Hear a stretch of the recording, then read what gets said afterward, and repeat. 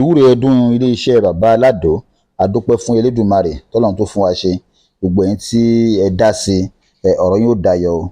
Gbogbo ẹ̀yin tó wù láti dá sí tí àyè ò tí ì yọ pẹ̀lú ògo lọ́dọ̀ Ọlọ́run ọba, ẹ̀yin náà ẹ̀rí bá ti ṣe o, ẹ̀ẹ́dẹ̀ ẹ̀rọ náà gbégbá o. Gbogbo àwa tá a wá gbìyànjú tá a ṣàdúrà fún nínú ìwúre ọdún ìní, àwọn tó dá sí lọ́kùnrin, àwọn tó dá sí lóbìnrin, àwọn tó dá sí lókè òkun, àwọn tó dá sí nílẹ̀ yìí, ilé yín ò rojú o, ọ̀rọ̀ yín ò ráyè, gbogbo ohun tẹ́ ẹ fẹ́ yóò tó yín lọ́wọ́ o.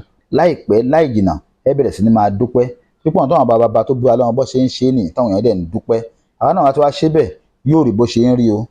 A ṣe lọ́dún tó kọjá àwọn èèyàn dúpẹ́, èyí tá a ṣe lọ́dún yìí gbogbo ẹ̀yin tẹ́ ẹ gbìyànjú tẹ́ ẹ náwó sí lẹ́yìn ẹ̀kọ̀ọ̀kan ẹ bá ṣe ń dun àwọn èèyàn nú inú tí ò ní bàjẹ́, ẹ ní ráhùn oúnjẹ o, ẹ ní ráhùn oore, ẹ ní ráhùn àlàáfíà, gbogbo ìgbàlẹ̀ máa le, ara yín máa le o, ẹ máa rí ọpẹ́ dá nítorí pé ẹni tó bá ti dùn yàn nínú wọ́n ń dọdọ kóun náà padà rí dùnú, ọ̀rọ̀ yín yóò dayọ̀, ọ̀rọ̀ yín yóò dire, Ọlọ́run ó dán ọmọ yín sí, ojú wa ó máa rọ́dún o.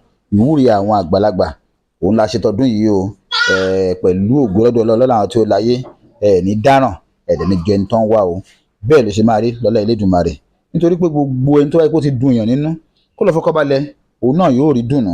Ìwúre ilé-iṣẹ́ bàbá Alado ní ọdún tá a ṣe wọ ní 2024 òun náà la ṣe kọjá yìí pẹ̀lú ògo lọ́dọ̀ Ọlọ́run ọba. Àwọn èèyàn jẹ, àwọn èèyàn mú, àwọn èèyàn dúpẹ́.